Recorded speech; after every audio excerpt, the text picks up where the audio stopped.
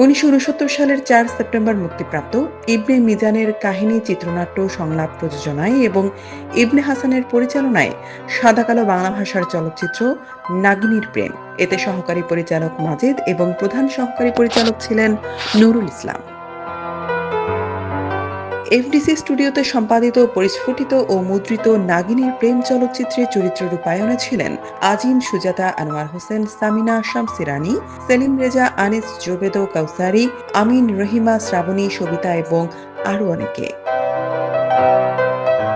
নাগিনীর প্রেমে প্রধান সহকারী পরিচালনার পাশাপাশি গীত রচনায় ছিলেন নুরুল ইসলাম, কণ্ঠসঙ্গীতে শাহনাজ, সাবিনা ও মাহমুদুল নবী।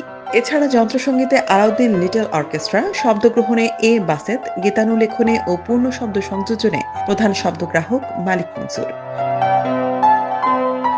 নাগিনীর প্রেমে ব্যবস্থাপনায় ছিলেন লতিফ বাবা, নৃত্য পরিচালনায় এস আলম, শিল্প নির্দেশনায় গুলফাম, রূপসজ্জায় শওকত আলী, পোশাক পরিচ্ছদে কাস্টিম house, চিত্রগ্রহণে M Hasan, সম্পাদনায় Shahidul Islam, রসায়নাগারে Kashim Chishti, optic চিত্রে কায়সার রিজভী, সাপ সরবরাহে আবুল কাশেম খান সহ আরও নেপথ্য শিল্পীবৃন্দ।